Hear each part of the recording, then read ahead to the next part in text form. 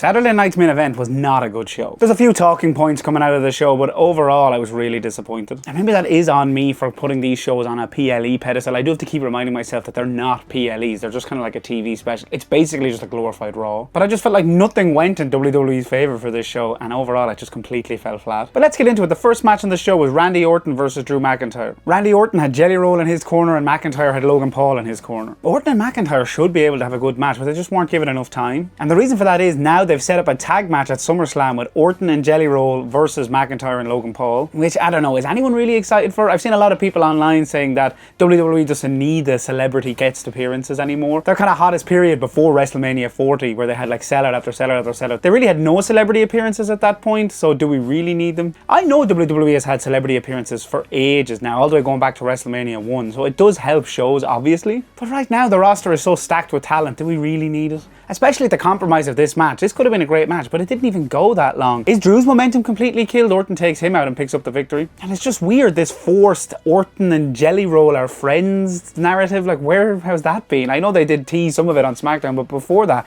in the past years are coming, they seem like best friends, and now Orton has to fight for his name. McIntyre and Paul do make sense though. Those two do kind of have similar heel ideologies, so I understand where they're going in that direction. To me, it just screams that they had nothing better to do for either man in this, so yeah, fuck it, let's throw it into a tag match. The match itself here was okay again, but too short in my opinion. I know it does happen a lot, but when the goal of a specific match or angle is just to hype up another match or angle down the road, it kind of leaves with a bad taste in my mouth. Then we had a segment where Naomi attacked Jade Cargill, and then Nick Aldis came out to break it up. He announced that Bianca Belair was going to be the special guest referee for their match at Evolution, which is cool and exciting, and let's face it, the show needed something like this just to pad for time because it was so short. Because there was only 4 matches, 3 of them advertised. The next match, which was only announced like a day or two before, was Jimmy Uso going after Solo Sikoa's US title. This was a decent match actually. Jimmy does get a lot of hate that he can't really hang in singles matches just like his brother Jay, and Jay has slowly begun to prove people wrong that he can hang in singles matches, and I feel like Jimmy was doing that here. As I previously stated, Solo gets better week on week, and it was a foregone conclusion I feel like in this match that he was going to pick up the win, especially with the help of the extra Bloodline members. Well, they're not really the Bloodline anymore, they're MFT, is it? Is it Mateo, Tonga? I don't know. I thought they were called MJF at first. It's funny when there's new factions or new names in wrestling. You're like Ricky Starks, Ricky Saints. At first you're kind of like, God, that doesn't sound right.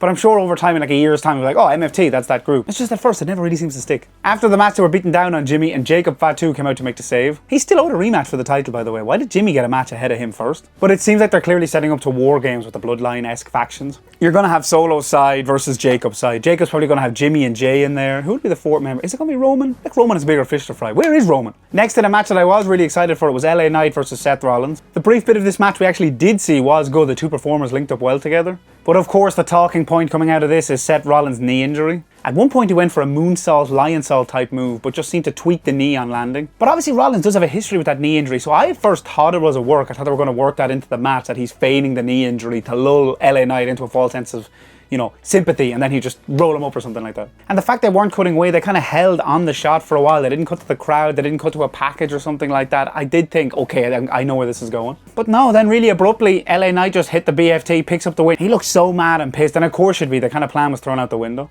I assume he's thinking, okay, finally I've got a chance to be up with these main eventers. This could lead into a long-term storyline here, but now Seth has kind of cut that short with his injury, so he's pissed. So the report suggests that Seth was supposed to win this match. That even makes more sense at the injury. They just had to cut it short and LA pick up the win. I mean, it's good for LA Knight to get the victory, but I don't think anyone's going to be talking about that. Immediately after this, I did see people speculating that this is all a work and Rollins was going to come out later and cash in the Gunther Goldberg match, but no, it didn't happen. So if this is all a work, I mean, fair play, WWE did a good job here. But I don't think it is. I don't know where they go from here. Does he vacate the briefcase? Does he give it to Braun Breaker, Bronson Reed? Does he just keep the briefcase till he comes back? It's such a shame though for Rollins. It really felt finally after years of kind of being... He's always been in the main event picture. Of course, Seth Rollins is an all-timer, but it never seemed like he was the guy. Cena was the guy. Cody was the guy. Roman was the guy. And it finally seemed like they were going to let him have his Triple H-style reign of terror run as the top heel in WWE. But just like 2 times before, in 2015 when he busted a knee, and in that match against Jinder Mahal when he busted his knee before WrestleMania 40, it seems like luck is always against Rollins. So let's hope it's a speedy recovery if he's out and this doesn't derail plans completely.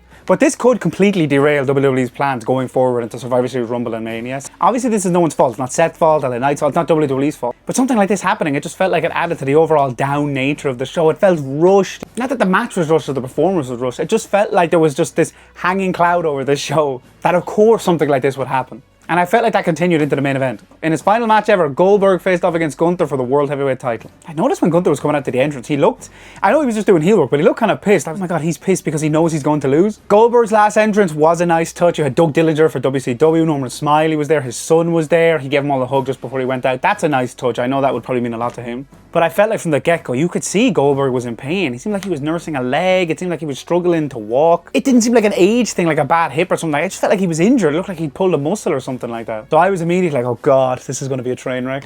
And I don't feel like it was a train wreck. The match went on for about 15 minutes. And it was a fine, competent match, but I just feel like it left a lot to be desired. I felt like they should have shaved 10 minutes off this and just went hell for leather. But maybe Goldberg was struggling a bit, so they felt like a slower pace was the way to go. The defining characteristics of the match was a few moves here and there from both Gunther and Goldberg before we could pause, catch our breaths, grandstand to the crowd. Gunther kicked out of a jackhammer and a spear. Goldberg took a few nasty chops. Goldberg got put through the barricade. Goldberg's son got involved. It's kind of, they're not going to get to pay that off now because he didn't get physical with Gunther. Gunther didn't get physical with him, and now Goldberg's retired, unless Gage is training for a WWE run with Gunther. The right person won. Gunther did retain the title, causing Goldberg to pass out in the sleeper hold. It just feels like, to me, Goldberg didn't go out with a bang. He just kind of went out with a blech. And to top it all off, WWE cut the feed to his retirement speech in the ring and just ended the show. Now, I know this wasn't a traditional PLE and that it's on network television, so they do have times to stick to, but maybe they could have just paid the fine for going over it. It just feels so minor league to have Goldberg's retirement speech cut off. Could you imagine John Cena in December, just in the middle of his speech, it just fades to black? And I feel like that was a real appropriate ending to a show that overall just did not deliver. Orton and McIntyre was rushed, and its sole purpose was to just set up a SummerSlam match. Jimmy versus Solo had minor build. It was only announced the day before. Rollins versus LA Knight was cut short due to Rollins' injury. Nobody's fault, but again, puts it down on the show. And Gunther Goldberg, I felt like it was too long, it wasn't impactful, Goldberg looked injured, and they cut off his speech. So look, overall, it is a thumbs down. I do hate being negative. I just feel like there's nothing memorable from this, apart from Rollins getting injured, which is memorable in the wrong way. So I don't know, WWE maybe cut down on the special PLE type shows. If you can't find or don't have a good way to build to them, you're better off just stretching that build out to the actual shows.